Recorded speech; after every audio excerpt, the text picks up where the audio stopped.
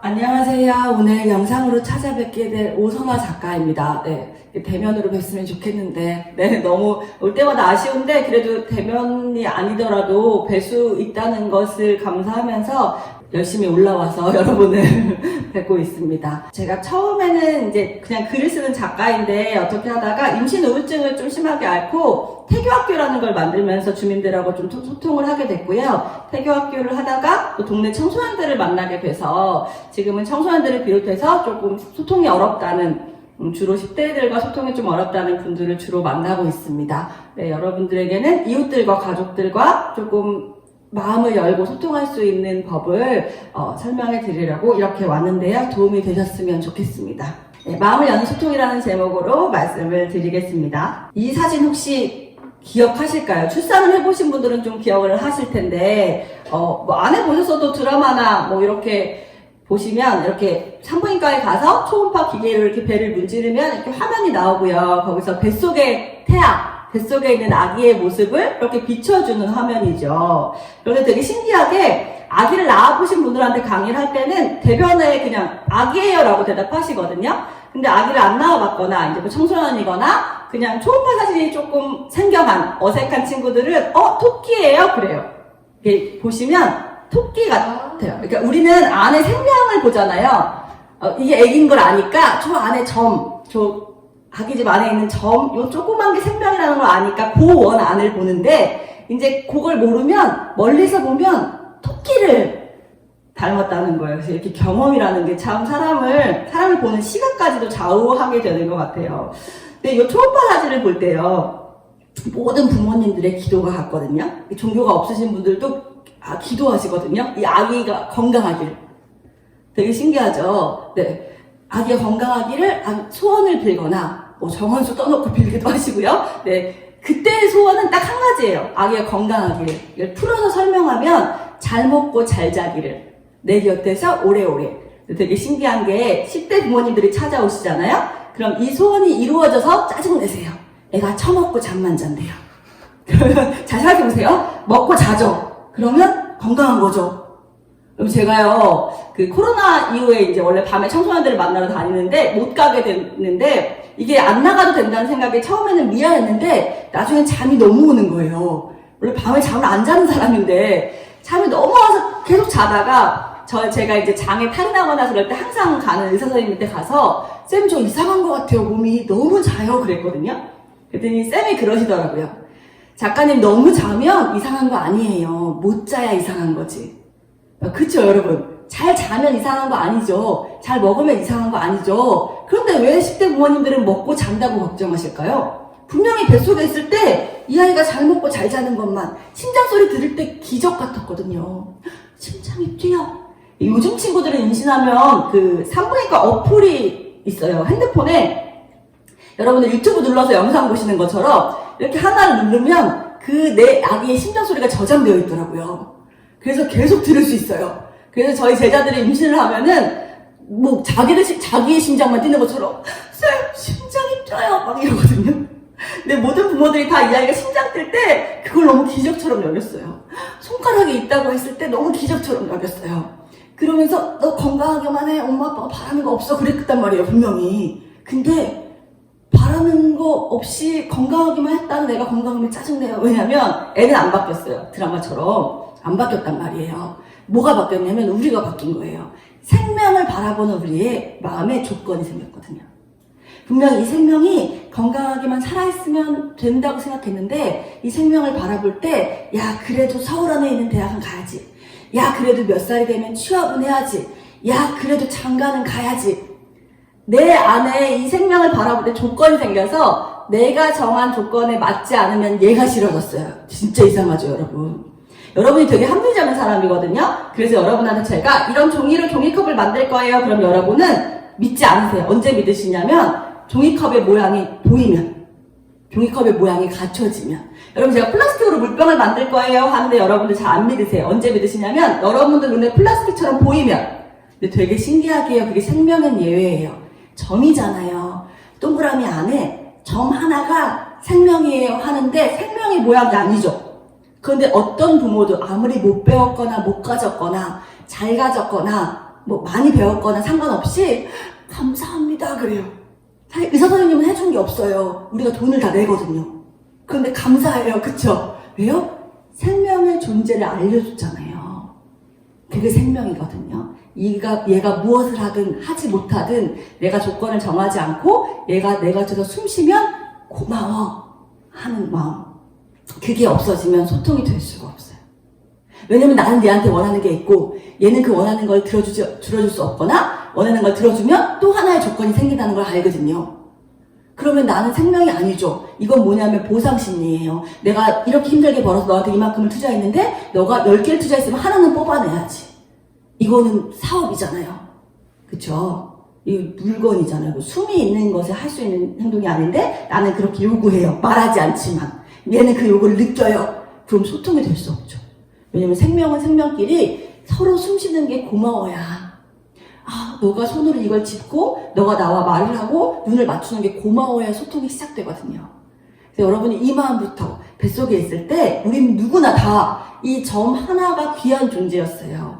애기 낳았을 때 똥만 싼다고 애기한테 타박한 사람 없잖아요. 얘 먹기만 한다고 타박한 사람 없잖아요. 얘가 먹기만 해도 그냥 먹고 사기만 해도 너가 있구나.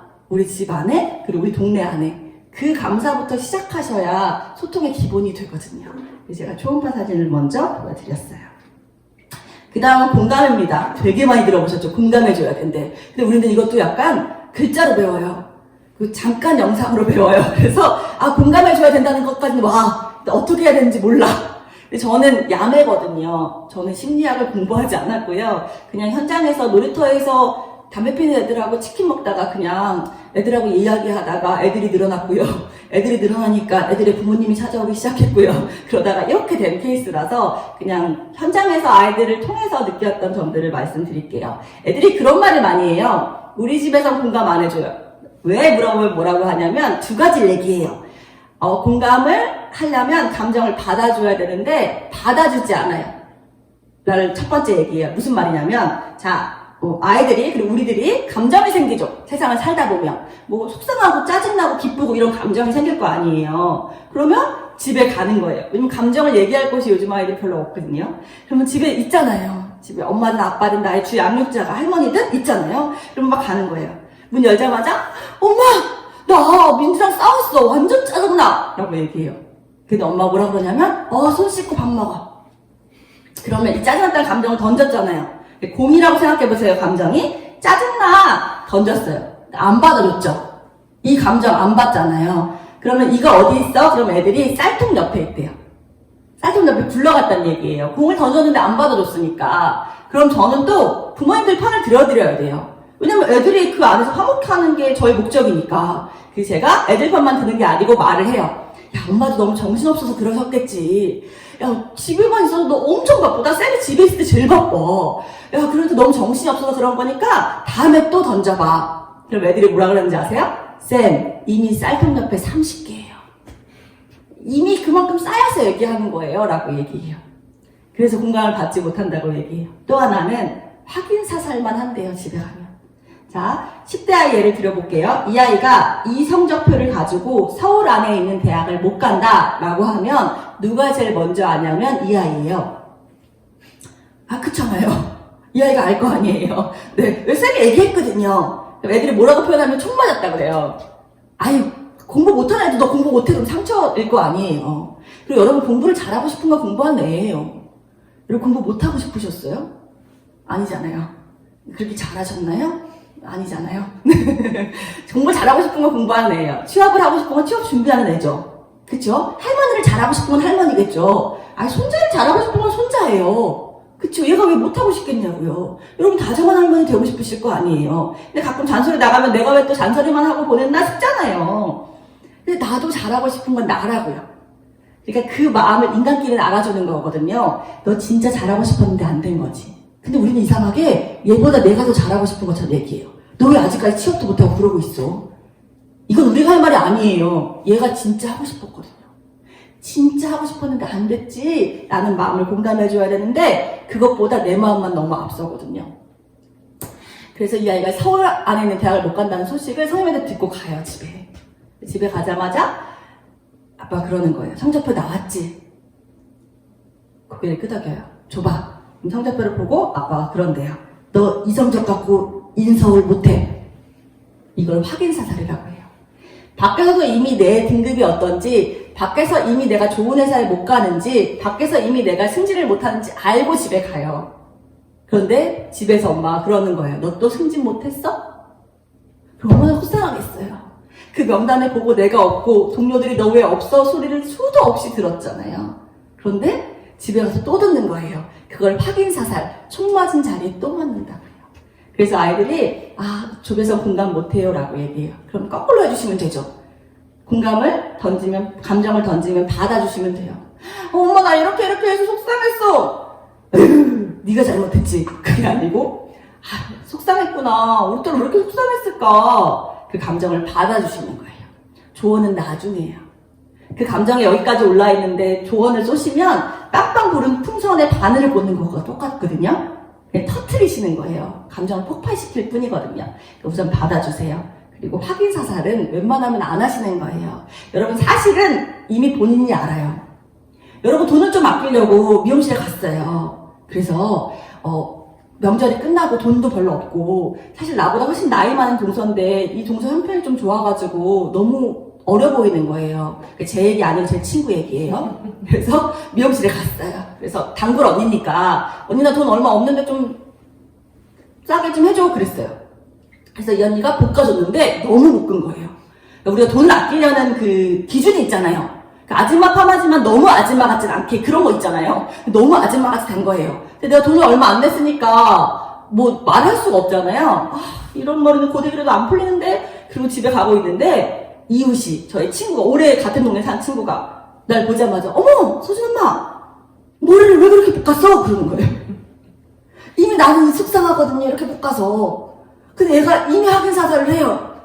그럼 할 말이 없잖아요. 그렇게 됐어. 아이고 다음부터 돈 좀 더 내고 야 좀 덜 볶아 이래요. 나도 그러고 싶지. 그래 알겠어 나중에 보자. 그리고 그 친구랑 안 봐요 아직까지. 왜요? 이미 속상한 부분을 건드렸잖아요. 근데 집에 있다가 제가 이 속상함을 갖고 있다가 딸이 들어와요. 그래서 이러는 거예요. 소진아 엄마 너무 이렇게 볶아도 속상한데 저기 민주 엄마가 지나가다가 너무 볶았냐고 그러는 거야. 사실인데 너무 속상한 거 있지. 그럼 우리 딸이 뭐라는지 아세요? 아씨 엄마 완전 속상했겠네. 민주 아줌마 왜 그렇게 말했대? 애들은 되게 잘 돼요. 저는요 내리사랑 별로 안 믿어요. 저는 오르사랑인 것 같아요. 보통 애들이 더 맘이에요. 보통은 애들이 우리 엄마를 봐서 제가 그 꿈 포기하고 공부할게요. 제가 우리 아빠를 봐서 이렇게 할게요. 우리 할머니 너무 힘드니까 제가 할게요. 이런 말을 더 많이 해요. 애들은 잘 돼요. 근데 우리는 왜 안 되는지 아세요? 빨리 해야 될 게 많아요. 이 아이한테 빨리 해줘야 될 게 많아요. 빨리 간식 먹이고 학원 보내고 그래 학원비 안 아깝고 이런 생각들이 많아요. 그래서 잘 안 돼요. 그런 생각들을 비우고 이 아이가 던지는 감정이 무엇인지 그리고 우리 이웃이 말하고자 하는 게 무엇인지 야 우리 아들 올해도 장가 안 간댄다. 야 어떡하냐 속상해 죽겠다. 그랬는데 야 니네 아들은 35분이 안 됐잖아. 야 우리 아들 38인데 안 간 그게 나한테 할 소리냐? 이러면 이 사람이 이제 나에게는 속상한 마음을 얘기할 수가 없어요. 벽을 두고 얘기할 수밖에 없어요. 왜요? 여러분 근데 38살에 장가 안 간 친구가 35살 장가 안 간 아들이 있다고 말하지 못할까요? 여러분 저한테 누가 와서 그랬어요. 망했대요. 집이. 그래서 자기가 현금으로 6억밖에 없대요. 그럼 저는 이분한테 저는 1,600만 원도 없겠네요. 이래야 되는 거예요. 여러분 그 상황에서는 그 사람이 나와 대입을 하시면 돼요. 얘가 38에 장가 못 간 아들이 있지만 내가 35에 못 가는 것만큼 더 속상할 거야. 라고 내 입장에서 너는 나보다 낫지가 아니라 얘 입장에서는 그게 나만큼이나 속상한 일일 거야 라고 생각하셔야 공감이 되거든요. 자꾸 나랑 비교해. 이거 세상이 가르쳐주거든요. 야 자꾸 사실 얘기해줘. 자꾸 비교해. 근데 그런 세상의 마음으로는 공감할 수가 없거든요. 생명을 감사하는 마음으로 이 아이가 던지는 감정이 무엇인지를 보는 그 투명함이 있어야 그걸 받아줄 수 있고 세상에서 이미 총받고 왔다는 그 안쓰러움이 있어야 이 감정을 받아줄 수 있어요. 그래서 그것부터 보시려는 연습부터 해주셨으면 좋겠습니다. 그 다음 배려입니다. 배려는 물어보는 거예요. 여러분 있잖아요. 내 이웃으로 오래 살았으면 내 가족으로 오래 있으면 안다고 생각해요. 제가 돌보는 청소년 중에 한 명이 엄마를 10년 만에 만났어요. 엄마가 집을 나갔거든요. 10년 만에 찾아왔어요. 저 같으면 안 만나요. 애들은 되게 이상한 투명함이 있어요. 너무 속상할 때가 있는데 그것 때문에 저 같으면 안 만나잖아요. 근데 얘는 뭐라고 하는지 아세요? 자기 쉼터에서 자기만 엄마 찾아왔대요. 그 너무 고맙고 친구들한테 미안하긴 하지만 자기 너무 좋대요. 저 같으면 안 만날 것 같거든요. 만나러 갔다 왔어요. 그리고 뭘 들고 왔냐면 초코우유 있잖아요. 그냥 초콜릿 우유를 들고 왔어요. 그래서 이거 뭐야? 그랬더니 엄마가 얘가 좋아한다고 사줬대요. 엄마가 집을 나가던 초등학교 1학년 때, 얘가 초등학교 1학년 때 좋아했던 거죠. 그 얘는 지금 저랑 아메리카노 마시거든요. 그것도 샷을 추가해서, 그러니까 더 진하게, 더 쓰게 해서 마시는 애예요. 얘는 초코우유 단 거 싫어해요. 근데 엄마는 얘가 좋아했던 그 시절의 정보가 멈춰 있잖아요. 그러니까 얘가 좋아하는 걸 사준 거예요. 그러니까 얘는 그 마음을 또 받아준 거고요. 엄마가 그런 줄 아니까. 근데 여러분 이건 헤어져 있어서 그렇죠. 근데 되게 신기하게요. 계속 같이 산 가정도 그래요. 너무 신기하죠. 네. 부부들이 가장 많이 하는 말이 뭔지 아세요? 원래 이 사람이 이거 좋아했대요. 그러니까 내 정보가 맞고 얘가 틀려. 그럼 그 산 20년 동안 이 사람은 그대로 불변이에요. 저는 콩국수를 안 먹었었어요. 저희 엄마가 되게 좋아했었는데 저는 안 먹었었거든요. 근데 제가 작년부터 콩국수가 그렇게 맛있어요. 그래서 돌아가신 엄마가 그리워서 그런 거 있을 수도 있을 것 같고 그 고소한 게 뭔지 이제 알겠어요. 저희 남편이 그래요. 너 원래 이런 거 밍숭밍숭한 거 안 좋아했잖아. 그러니까 이거는 제가 안 좋아했던 게 아니고 지금 좋아하는 거예요.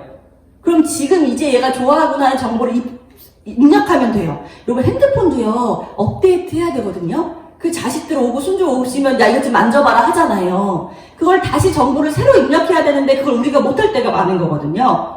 근데 우리는 가족도 업데이트를 안 해요. 그냥 내가 처음 사랑할 때 그 모습. 그래서 부부싸움은 왜 일어나는지 아세요? 신혼 때 정보만 입력해놨어. 그래서 내가 지금 이상한 게 아니고 얘가 변한 거거든. 내 정보가 맞거든. 우기면 싸움이 일어나요. 네. 지금을 입력하셔야 돼요. 지금. 아이도 마찬가지예요. 물론 사춘기여서 그럴 수도 있고 이 아이가 나이 들면 스트레스 받아서 그럴 수도 있지만 이 아이가 변했다고 생각하지 마시고 아 지금 얘는 이걸 좋아하는구나 이걸 입력하시면 돼요. 제가 오랫동안 그 라디오 방송에서 작가로 일한 적이 있어요. 지금은 이제 강의들이 바빠갖고 하지 못하는데 그때 라디오 드라마를 썼는데 어떤 걸 썼냐면 사연을 받아요. 그래서 그 사연들은 이제 대본을 쓰는 거예요. 근데 한 할머니가 사연을 보내셨는데 이 할머니가 어떤 사연을 보내셨냐면 60세가 넘어서 탈북하셨어요. 불가능해요. 체력이 안 돼요. 탈북하려면 체력이 돼야 되는데 체력이 안 되는데 60세가 넘어서 탈북을 하셨다는 거예요. 근데 사연으로 보기에는 드라마를 만들기가 조금 부족해요. 그래서 제가 찾아뵙겠다고 그 드라마를 만들겠다고 연락을 드렸는데 할머니가 급고 본인이 오시겠대요. 근데 그 방송국에서 할머니 집에 가려면 전철을 2번 갈아타고 버스를 타고 들어가야 돼요. 그리고 또 걸어 들어가야 돼요. 그러면 젊은 제가 가는 게 맞죠. 배려하는 거죠. 이분의 몸을. 그렇잖아요. 그리고 거기에 탈북하다가 다쳐서 다리 한쪽이 불편하다는 얘기도 있거든요. 제가 가는 게 맞잖아요. 근데 할머니가 급고 오시겠대요. 제 마음속으로 아이고 우리 할머니도 그렇게 우기는데 이 할머니도 진짜 우기시네 이렇게 생각했어요. 근데 어떻게 할 수가 없잖아요. 어른이니까. 그래서 오시라고 했거든요. 그리고 오셔서 막 이제 인터뷰를 했어요. 들려주신 얘기예요. 그분이 막 건너는데 강이 나왔대요. 근데 그 브로커가 탈북을 도와주는 사람이 뒤를 보지 말고 뛰라 그러더래요. 그 뒤를 보지 말고 막 뛰어서 다 뛴 다음에 뒤를 보니까 악어강이었대요. 악어가 있는 거예요. 근데 악어가 있다고 알려주면 두렵잖아요. 못 건너니까 무조건 뛰라 그러는 거예요. 그래서 건너다가 막 다리가 찢기고 팔이 찢기고 이런 사람들이 많대요. 그래서 어제도 무사히 건넜어요. 근데 마지막에 뭐였냐면 철조망인데 이 철조망에 못 건너가게 하려고. 이것만 넘어가면 국경을 넘어가서 북한 사람들 못 잡아요. 그러니까 못 넘어가게 하려고 전기가 통하게 해놨대요. 그게 잡았는데 젊은 사람들은 전기가 통해도 건넜대요. 감정이 돼가면서. 근데 이 양반은 나이가 있잖아요. 그러니까 딱 잡고 그대로 기절이에요. 근데 이분을 데리고 갈 수가 없죠. 자기를 살아야 되니까 간 거예요. 깨어났는데 몇 시간이 지났는지 몇 분이 지났는지 몰라요. 근데 깨어났어요. 어스름한 새벽이더래요. 근데 이걸 못 잡겠는 거예요. 무섭잖아요, 여러분. 왜 첫째 낳고 둘째 낳을 때가 더 두렵다고. 왜 남편들은 야 너 낳아봤잖아 그러지만 우리가 알면 아예 모르고 할 때랑 다른 두려움이 있잖아요. 이거 감전된 거 알잖아요. 못 잡겠어. 저 뒤에 보니까 공안들이 막 프레시 불빛을 켜면서 오는 게 저 멀리서 보이는 거예요. 저기도 못 가겠어. 그래서 이거 어떻게 할지 모르는 그 상황에서 하늘을 보면서 그러셨대요. 혹시 신이 있다면 나를 이거 잡고 바로 죽게 해달라고. 내가 저 사람들한테 잡혀가면 어떻게 되는지 내가 듣기만 해도 너무 끔찍하다고. 그러니까 이거 잡고 죽게 해달라고 하고 용기를 내서 잡았는데 전기가 안 오더래요. 무슨 이유인지 모르겠어요. 새벽만 이렇게 끊기는지 정말 신이 들어서 뭔가 응답한 건지 모르겠지만 잡고 건너신 거예요. 되게 가시철조망이라서 그 건너오면서 오른쪽 허벅지 안쪽을 다 이렇게 스크래치가 나셔가지고 다 기스가 나셔가지고 다리가 좀 불편해지셨어요. 어쨌든 건너오셨어요. 그 얘기를 막 들었어요. 막 울면서 듣고 보내드릴 때가 됐어요. 사은품도 막 챙겨드렸어요. 근데 이런 생각이 드는 거예요. 저는 할머니한테 간다 그랬죠. 이걸 저밖에 모르죠. 근데 할머니가 오셔서 다리가 불편하게 가시는 걸 옆에 피디님들이 보죠. 그러면은 제가 제 생각에 아이고 젊은 작가가 버릇없이 저렇게 오라고 했다는 소리를 들을 것 같은 거예요. 무조건 사람 많은 곳은 말이 나오게 되어 있거든요. 그래서 제가 꼼수를 좀 부렸어요. 모시고 나가면서 조금 큰 소리로 할머니 근데요 제가 3번이나 간다 그랬는데 왜 굳이 오셨어요? 들으라고 옆 사람들 나 간다 그랬다고. 근데 이 할머니가 너무 의외의 말씀을 하셨어요. 작가님 저 여기 오는 게 소원이었어요 그러시는 거예요. 뭐 무슨 말씀이세요? 그랬더니 본인이 그 북한에서 이제 한국 그 라디오 같은 걸 구할 수 있나 봐요. 요즘은 뭐 TV 드라마도 나온대요. 그래서 한국 드라마 보신 북한 분들이 한국을 다 그렇게 재벌인 줄 안대요. 네. 그럼 뭐 펜트하우스 이런 거만 본 거죠.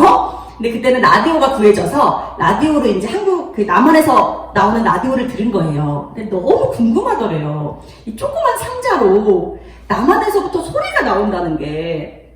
그래서 맨날 빈 소원이 뭐냐면 저는 소원이 2개 있습니다. 하나는 그 남한에 가는 것. 사람들이 나이 들어서 못 간다고 하는데 남한에 가는 것. 또 하나는 남한에 가면 이 조그만 상자에 소리 나게 하는 방문국 구경하는 것.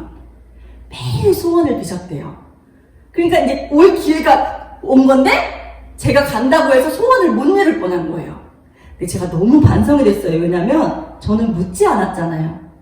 왜 그렇게 꼭 오고 싶으세요? 왜 묻지 않았는지 아세요? 할머니는 그냥 우긴다고 생각했어요. 할머니라서. 우리 할머니도 우리 고모 할머니도 잘 우기시거든요. 그래서 제가 그 2가지 정보를 가지고 할머니가 되면 잘 우겨. 나도 할머니가 되면 잘 우길 거라고 생각했어요. 근데 여러분 할머니라고 다 안 우기시죠? 제가 여러분 할머니라고 우기셔 그러면 화나시죠? 저 찾아오실 거죠? 아니잖아요. 근데 저는 그 좁은 정보가 다라고 생각했던 거예요. 만약에 여러분이 뭔가 버릇없는 뭔가 사람을 만났는데 그 사람이 작가였어요? 그럼 아마 제가 작가 강의를 한다고 그럴 때 그러셨을 거예요. 작가들은 원래 버릇이 없어. 왜요? 한 명을 만나봤거든요. 그 작가 막 몇만 명인데 그 작가들이 다 그렇지 않을 거 아니에요. 우리는 작은 정보로 입력을 해놔요. 그래서 다음에 그런 데이터가 들어올 때 대입시켜요. 저는 할머니들은 우긴다고 생각했어요. 어떤 분들은 외국인 노동자는 무섭다고 생각해요. 어떤 분들은 10대 애들은 싸가지가 없다고 생각해요. 왜요? 한두 명을 봤거든요. 사실이 아니진 않지만 전체의 사실은 아닌 거예요. 그래서 묻지 않아요. 근데 제가 물었으면요. 할머니 왜 자꾸 그렇게 오고 싶으세요? 그러면 그 얘기를 미리 들었고 저는 소원을 이루어드리는 통로가 된 거죠. 그럼 저는 얼마나 기뻤겠어요. 그래서 저는 그 생각을 하지 못했어요. 그래서 그다음부터는 여쭤봐요. 왜 꼭 오고 싶으세요? 혹시 제가 가는 게 좋으세요? 커피가 좋으세요? 초코우유가 좋으세요? 라고 물어봐요. 근데 여러분 이건 가족들도 해야 돼요. 물어보지 않으면 알 수 없어요. 애들은 바뀌고요. 사람은 자라나요. 여러분 어렸을 때 먹기 싫었던 거 지금 먹고 싶기도 하시죠? 네. 내가 저런 거 진짜 싫었는데 좋기도 하시잖아요. 저는 꽃사진 찍는 사람 진짜 이해 안 됐거든요. 저 올해 꽃사진이 되게 많이 찍었거든요. 내가 안 했던 행동들을 하기도 하는데 너 원래 안 그랬잖아. 원래는 없어요. 원래는 없어요. 그냥 지금이 있는 거예요. 그래서 가족이지만 물어보셨으면 좋겠어요. 너 지금 그게 좋아? 그걸 입력해 주셔야 돼요. 그걸 시기별로 가족의 정보를, 이웃의 정보를 업데이트 시키시려면 물어보시는 방법밖에 없거든요.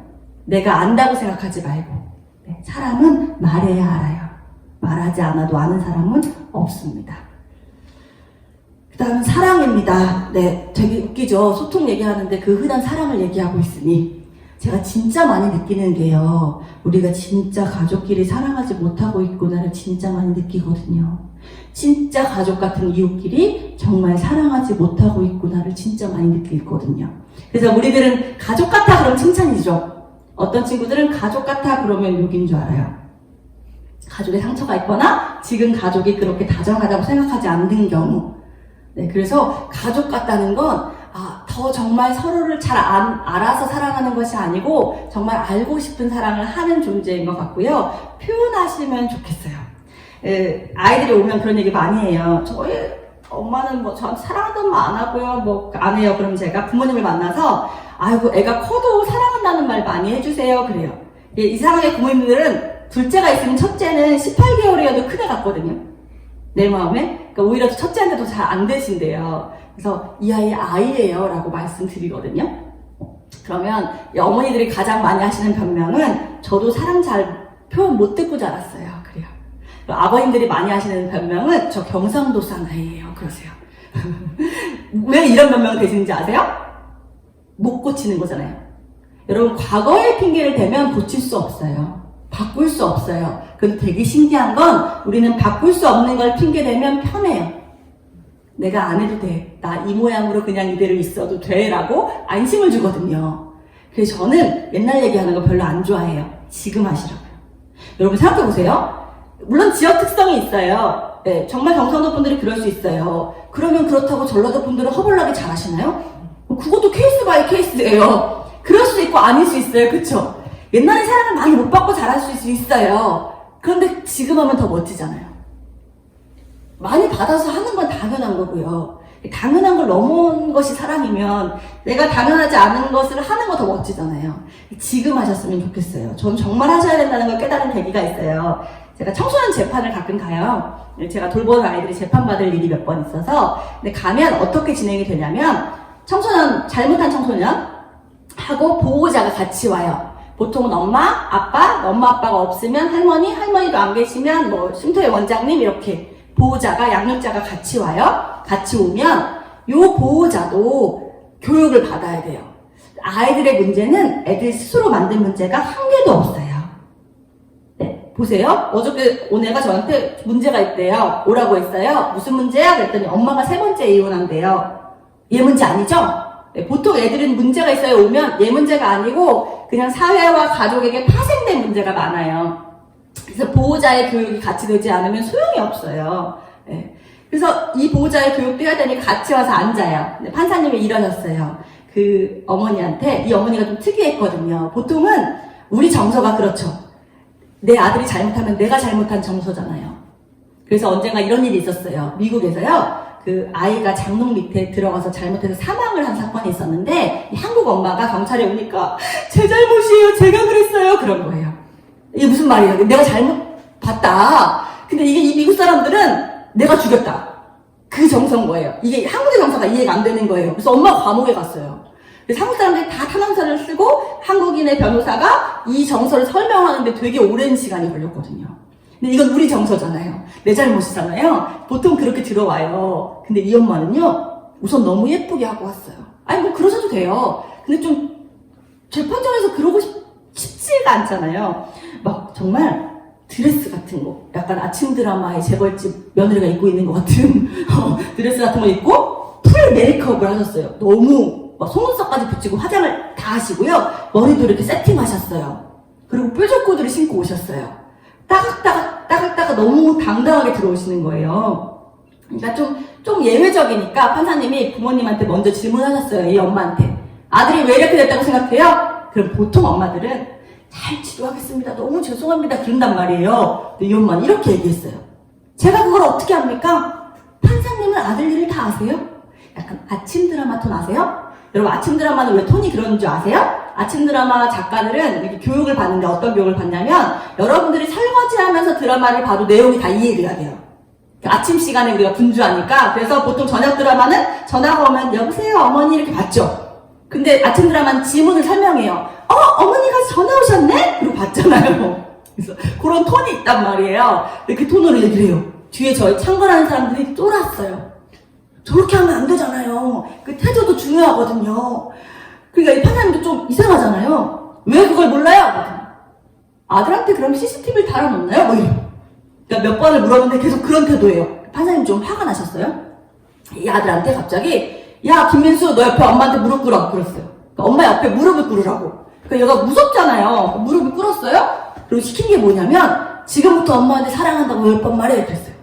보통 해요. 아니 그땐 시키는 거 해야 됐잖아요. 근데 얘가요 못하겠대요. 왜 못해? 그랬더니 한 번도 안 해봤대요. 야, 한 번도 안 해보면 100번 해보건 여기서 판사님 시키면 너의 인격을 모독하는 일이 아니면 해야 돼. 그게 이 재판의 법이야. 알아요. 그래도 못하겠어? 네, 그러는 거예요. 잘 들어. 너가 지금 여기서 사랑한다고 10번 말하고 잘 이수하면 이걸 잘 따르면 너는 쉼터로 갈 거야. 그럼 가서 친구들하고 같이 배우고 싶은 거 배우고 학교도 다닐 수 있어. 근데 이걸 못하면 그냥 소년원으로 갈 거야. 그러고 싶니? 안 그러고 싶을 거 아니에요. 그럼 해. 시간이 별로 없어. 다음 재판 해야 돼. 그러니까 지금 하면 판사님이 쉼터를 보내는 결정을 해줄게. 못해요. 침묵이 흐르는데 약간 그런 거 아세요? 시계 초침도 들려요. 우리가 다 너무 쫄아가지고 빨리 해야 되는데 얘가 안 하고 엄마는 태도가 그러니까요. 시간이 흐르고 있는데 판사님이 안 되겠으니까 빨리 하라고 소리 지르셨어요. 얘도 무서웠는지 소년원을 가기 싫었는지 사랑합니다 해버렸어요. 그리고 막 또 침묵이 흐르는 거예요. 좀 있다가 또 사랑합니다. 또 사랑합니다. 이거보다 조금 천천히 했어요. 저는 시간 관계상 사랑합니다. 사랑합니다. 사랑합니다. 사랑합니다. 사랑합니다. 사랑합니다. 사랑합니다를 했는데 너무 이상한 일이 벌어졌어요. 그 얼음공주 같은 엄마가 이 10번이 채 끝나기 전에 갑자기 흐느껴서 울기 시작하는 거예요. 엄마 울면서 뭐라 그랬냐면 네 잘못 아니야 미안해. 근데 얘가 엄마 잘못 아니에요 죄송해요. 그리고 둘이 껴안고 엉엉 울었어요. 엉엉 울다가 쫓겨났죠. 다음 재판 해야 되니까. 밖에서도 엉엉 같이 이렇게 울다가 아이는 쉼터로 엄마는 부모교육 25시간 받고 부모교육을 받으러 가셨어요. 제가 그 장면을 보면서 왜 같이 왔는데 안 되나? 집에서 같이 왔단 말이에요. 이 사람들이 같이 있던 사람들이라고요. 근데 이 사랑한다는 게 안 되는 거예요. 같이 살았는데 한 번도 사랑한다는 말을 안 해봤다는 거예요. 왜 안 되나? 어떤 분이 그러셨대요. 가족은 가시 돋친 채로 안고 있는 것 같다고. 근데 저는 그런 것 같아요. 가시 돋친 채로 안고 있느라고 안고 있다는 걸 까먹는 것 같아요. 여러분 우리처럼 안고 있는 사람들이 없어요. 요즘은 어디 해외 나라에 봉사를 가도 아이들 제가 여성을 안아도 못 안게 해요. 동성애 문제들도 많다고 위험하대요. 근데 얘가 막 우는데 안 안아줄 수가 있어야죠. 근데 저는 금지예요. 왜냐면 내가 가족이 아니고 이웃이 아니니까. 근데 여러분끼리는 안으셔도 되잖아요. 사랑하셔도 되잖아요. 사랑하시라고 주신 이웃이고 가족이잖아요. 근데 그게 안 되는 거예요. 보잖아요. 이렇게 책에 사랑하기에도 모자란 시간 뭐 이런 거 보잖아요. 그리고 막 카카오톡에도 막 적어놓으세요. 엄마들이. 그리고 상담 오면 애한테 사랑한다는 말이 안 돼. 사랑이 안 돼. 왜? 내가 정한 조건에 애가 부합시켜주지 못했거든요. 나는 얘를 어디 가서 자랑할 수가 없거든요. 옆집에 애는 재수했지만 서울 안에 있는 대학을 가는데 우리 애는 충청도에 있는 대학을 갔다고 말을 못하겠대요. 얘가 살아있는데 그게 너무 쪽팔리대요. 그런 조건들이 막혀 있는 거예요.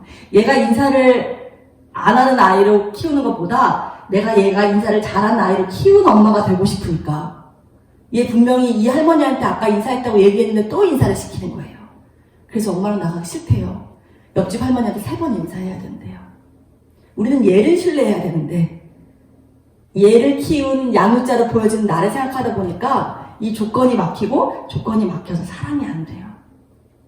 여러분 사랑하기에 시간이 모자라요. 저는 오늘 상담하기로 했는데 어저께 죽었던 애를 2명 봤어요. 12년 청소년 만났는데 2명이면 적게 본 거죠. 그런데 저는 오늘 만나러 오긴 한 애가 안 오고 있으면 죽었을까 봐 걱정돼요. 그래서 저는 저희 딸이 집에 들어가도 살아 돌아와서 고마워라고 인사하거든요. 그 마음이 없으니까 안 되는 거예요, 여러분. 저처럼 안 보셨으니까. 그냥 우리 애는 그냥 영원히 그냥 집에 오는 거고, 우리 애는 계속 저렇게 말썽 부리고 나랑 싸울 거고, 그게 영원일 것 같으니까. 여러분, 아니거든요. 진짜 순식간에 지나가는 일들인 거 아시잖아요. 지금요, 오늘, 지금 이 시간에 서로 사랑한다고 하시고, 한번 보듬어 주시고, 우리가 같이 사는 이웃과 가족을 사랑하라고 받은 사람들인 걸 기억해 주셨으면 좋겠어요. 3가지 소통법 말씀드렸어요. 공감은 감정을 던지는 감정들이 있으면 받아주고, 네, 그것들을 쌀통 옆으로 보내지 않는 것, 그리고 이 아이가 속상해하는 사실이면 내가 굳이 확인사살하지 않고 그 사실에 기반된 감정을 좀 알아주는 것으로 공감해 주십사라고 말씀드렸고요. 조금 이게 잘 되시면 나도 마음속에 10대를 꺼내서 야, 엄마도 속상해, 내 마음 좀 알아줘 하셔도 돼요. 그렇게 서로 비춰주는 공감의 관계가 가장 건강한 관계거든요. 2번째는 배려예요. 이 친구의 마음을 배려하는 거예요. 저처럼 그 할머니의 몸을 배려하는 게 아니고 할머니의 마음을 배려하는 거예요. 그러면 마음을 배려하려면 말하지 않으면 알 수 없으니 물어보셔야 돼요. 때마다 새로운 것이 좋지 않을까라고 물어보셔야 돼요. 사랑은 표현하셔야 돼요. 그게 상대방을 위한 기도든 뭐 상대방을 위한 시간이든 스킨십이든 여러 가지 방법으로 표현하시지만 사랑한다는 말도 표현으로 가져가셨으면 좋겠어요. 제가 3, 4세용으로 쓴 동화예요. 내가 사랑한다고 말하니까 라는 동화인데요. 아이들에게 사랑을 받는 사람도 중요하지만 사랑을 주는 사람도 중요하다는 이야기를 좀 해주고 싶었어요. 사랑해 말하니까 꽃이 활짝 피어나고요. 사랑해 말하니까 친구가 환하게 웃어요. 사랑해요 말하니까 할머니의 쭈글쭈글한 주름살이 쫙 펴지고요. 사랑해 말하니까 강아지가 꼬리를 흔들어요. 토끼는 좋아서 해벌쭉 웃고요. 거북이는 신이 나서 달리기를 했어요. 내가 사랑해 말하니까 나무가 무럭무럭 자라나고 풀잎이 살랑살랑 춤을 춰요. 내가 사랑해 말하니까 나비가 나풀나풀 날개짓하고 물고기는 뻐끔뻐끔 노래해요. 내가 사랑해 말하니까 동생은 방실방실 웃고 언니는 곰인형을 선물해줬어요. 내가 사랑해요 말하니까 엄마는 꼭 안아주고 아빠는 머리를 쓰다듬어 주셨어요. 내가 사랑해요 말하니까 하나님은 나도 널 아주 많이 사랑한다고 말씀해 주셨어요. 그리고 사랑한다고 말을 들은 온 세상이 다 묻는 것으로 끝난 동화입니다.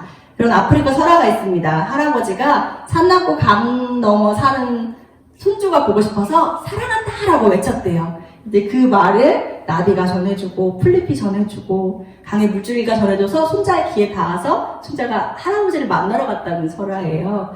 여러분, 우리가 우리 가정 안에 우리 이웃들과 우리 골목의 사람들과 하는 사랑이지만 사실은 그 사랑이 사실은 온 세상의 평화를 주관하고 사실은 나비가 전달해서 이웃까지 행복하게 하고 옆 동네까지 행복하게 할 수 있는 것임을 그 신비한 사랑의 마법들을 여러분이 느껴보실 수 있었으면 좋겠습니다. 자, 마지막 부탁 하나 하고 마무리할 거예요. 제가 원래 시간이 조금 부족할까봐 마지막 PPT를 넣을까 안 넣을까 고민하다가 안 넣은 것 같아요. 네, 마지막 부탁은 여러분이 먼저 행복하시라는 부탁으로 마무리하고 싶습니다. 여러분, 내가 힘들면 남을 공감해 줄 수 없습니다. 내가 힘들면 누구의 마음을 돌보려고 물어볼 수 없습니다. 내가 힘들면 사랑이 안 됩니다. 왜냐면 나를 먼저 사랑해야 사랑이 되는 건데 나를 사랑하지 않는 시간이기 때문에 그래요. 그래서 생명을 감사하되 여러분이 먼저 행복하시는 마음을 좀 깔아주셨으면 좋겠는데요. 저는 이걸 저희 엄마를 통해서 배웠어요. 저희 아버지는 참으로 이슬다운 음료수를 너무 좋아하시는 분이에요. 초록색 병에 담긴 거 있잖아요. 이걸 너무 좋아하시는 분이고 그걸 좋아하셔서 일을 안 하셨어요. 저희 엄마가 일을 하셨는데 어떤 일을 하셨냐면 남대문 새벽시장에서 장사를 하셨어요. 포키 아동복이라고 들어보셨을려나? 네, 포키 아동복 상가에 전 아직도 기억나요. 26호 가게에 가게 이름이 선화였어요. 엄마가 젖먹이 딸을 떼놓고 나가야 되는데 제가 젖을 먹다가 분유를 안 먹었대요. 그러니까 너무 가슴이 아파서 막 쌀뜨물 같은 거 먹이라고 할머니한테 부탁하고 장사를 나간 거예요. 근데 그 장사가 밤 12시에 나가야 돼요. 새벽에 문을 열어요. 지방에서 온 손님들을 다 받고 그리고 이제 잠깐 쪽잠을 자고 서울 경기에서 본인 아이들 옷 사러 오신 손님들 거를 다 받고 그리고 오후 3시쯤에 집에 오면 식사를 하시고 주무세요. 밤에 또 장사를 나가야 되니까. 근데 문제는 제가 초등학교 1학년 때 그때도 종일반 유치원이 있었거든요. 저랑 제 동생들이 다 맡겨졌는데 거기에 제가 초등학교 1학년이 되니까, 제가 첫째예요. 1학년이 되니까 저만 일찍 와요. 그러니까 엄마가 얘가 너무 안쓰러운 거예요. 젖도 못 대고 장사 나갔는데 얘가 맨날 집에 와서 혼자서 그냥 그러고 있어야 되잖아요. 그래서 엄마가 초등학교 1학년 때 뭘 가르쳐 주셨냐면 후라이 하는 법. 혼자 밥 먹을 때 반찬 없으면 후라이라도 해서 얹어서 먹으라고. 근데 여러분 초등학교 1학년짜리가 후라이 하는 법을 배웠다고? 그걸 바로 해먹게 되지 않아요. 여러분 가르쳐 준다고 다 안 하셨죠? 그래서 오늘 배운 것도 한 가지만 하시면 돼요. 찔리는 게 공감이면 공감 먼저 계속 노력하세요. 까먹을 때쯤 또 다른 강의 들으시면 돼요. 근데 우리가 다 하려다 보니까 잘 안 되잖아요. 우리가 가르친 대로 배웠으면 대학도 지금이라도 가고 하겠죠? 근데 안 됐어요. 근데 언제부터 됐냐면, 제가 학교 갔다 집에 빨리 왔거든요? 엄마가 눈 뜬 모습 보고 싶어서. 늦게 오면 엄마가 주무시잖아요. 막 와서, 엄마! 하고 열었더니, 엄마가요, 밥 위에 후라이를 얹어서 참기름을 살짝 뿌려서 너무 맛있게 드시는데, 저게 베이컨도 아니잖아요. 그렇다고 막 비싼 건도 아니잖아요. 너무 맛있게 드시는 거예요. 그래서 저게 저렇게 맛있나?